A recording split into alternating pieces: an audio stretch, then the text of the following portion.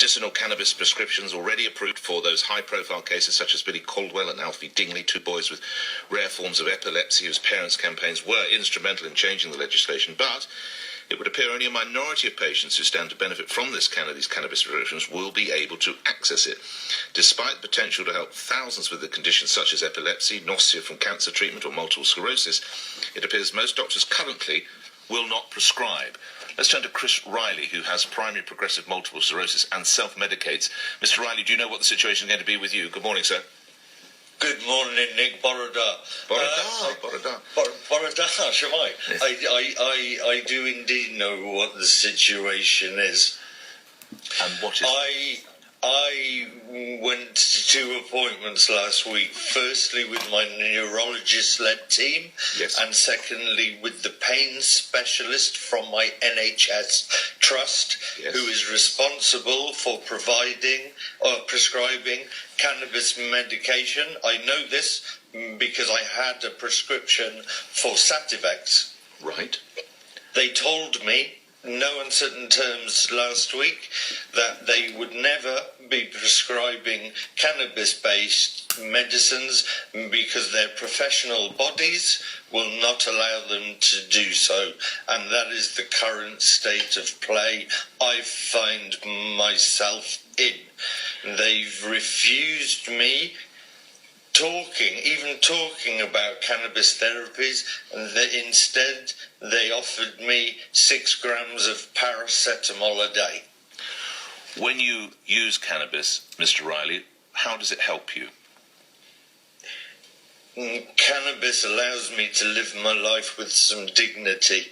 I woke up 2 hours prior to this call this morning to get to this point of being able to have cognitive function so I can have a conversation. I don't have to worry about my bowel and bladder function. I don't have to worry about my spasticity and pain.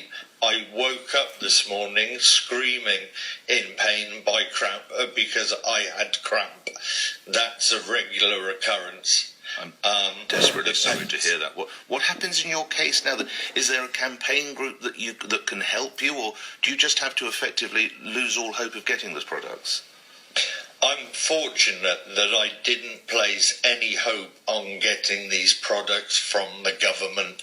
My good friend and my MP, Tonya Antoniazzi, has picked up the mantle from a tireless campaigner, Paul Flynn, who is about to retire through ill health.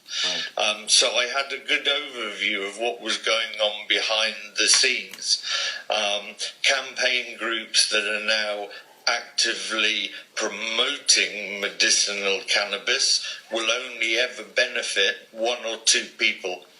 I'm fortunate that I'm able to inhabit a space now where the cannabis community helps me and supports me and is able to provide products that I can utilize that are so much more beneficial than anything that comes out of a pharmacy.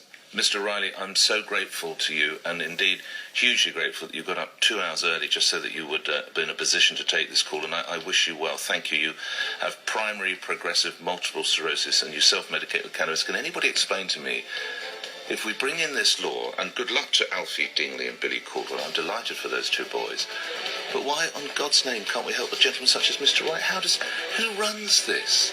How dare those doctors say, oh no, I'll tell you what, we'll give you some paracetamol. Who is in charge? All right, coming up after the news, we'll look more at the top cop who says it's time to get back to core policing, and the allegation that Harvey Weinstein assaulted a 16-year-old Polish model and wannabe actress. After the 8 o'clock news.